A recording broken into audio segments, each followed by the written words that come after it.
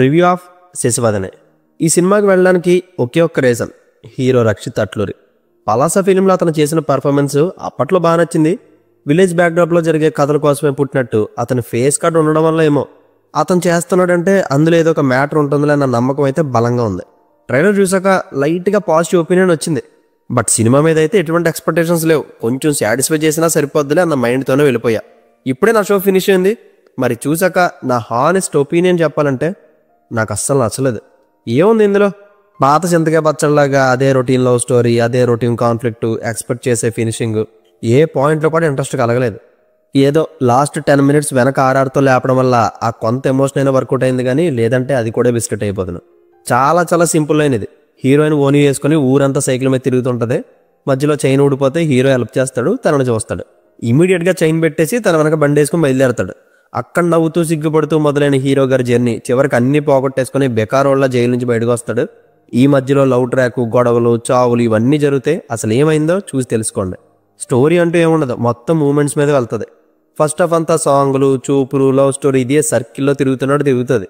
మధ్యలో బోగ్గాళ్ళలో villain entry ఇస్తాడు. Director చెప్పాడని చాలా కామెడీగా ఊరికి హీరోని గెలుగుతాడు. కాన్ఫ్లిక్ట్ ఇద్దరి మధ్య స్టార్ట్ అయిపోద్ది. ఇంకా తర్వాత తెలిసిందేగా, టైం దొరికినప్పుడల్లా కొట్టుకోవడమే. బట్ వీటన్నిటిలో నాకు నచ్చిందంటే తండ్రి సెంటిమెంట్. కాస్త కోస్తో సినిమాలో ఎమోషన్ ఉంది అంటే అది శ్రీమాన్ గారి రోల్లోనే. హీరోకి వాళ్ళ ఫాదర్కి ఉండేవి కొన్ని సీన్స్ అయినా లవ్ స్టోరీ కన్నా ఎక్కువ ఇదే కనెక్ట్ అయింది నాకు. అండ్ ఈ మూవీలో biggest drawback, wrong choice, main problem అనిపించింది హీరోయిన్ కోమలి. ఆమె పెర్ఫార్మెన్స్ సైడ్ నాకు ఏ కంప్లైంట్స్ లేవు, కానీ సిటీ నుంచి పల్లెటూరుకి ఇంపోర్ట్ చేసినట్టు విలేజ్ బ్యాక్డ్రాప్లో ఉండే న్యాచురాలిటీ ఆమె ఫేస్లో కానీ మేకప్లో కానీ అస్సలు కనిపించదు. దానితోడు అన్నెసెసరీ ఎక్స్పోజింగ్ ఒకటి. హీరో రక్షిత్ మాత్రం పర్ఫెక్ట్గా కథకి యాప్ట్ అయ్యాడు. బట్ కామెడీ సైడే ప్రాబ్లం అంతా. అట్లీస్ట్ ఆమె మేకవర్ మార్చి ఒరిజినల్ పల్లెటూరు అమ్మాయిలా ప్యూర్గా రెడీ చేసి ఉంటే చాలా బాగుండేది. హెయిర్ కలర్ వేసుకొని, హెయిర్ డిజైన్ చేయించుకొని, ఎక్స్పోజ్ చేసే ఓనితో సైకిల్ మీద ఊరంతా తిరగడం కథకి ఎంత కాంట్రాస్ట్గా అనిపించిందో మాటలు చెప్పలేం. అండ్ ఫస్ట్ ఇంప్రెషన్లోనే ఇలాంటి యాంగిల్ని ఎక్స్పోజ్ చేస్తే ఇంకా నా బొంద ఎమోషన్ ఎక్కడ వర్కౌట్ అవుద్ది. స్టోరీలో ఒక్కటి కూడా ఇంపాక్ట్ చేసే సీన్ ఉండదు. పోనీ ఎంటర్టైన్మెంట్ అయినా ఇస్తారంటే అది కూడా 0. చాలా వీకెస్ట్ ఎగ్జిక్యూషన్ అండ్ రైటింగ్ ఇది.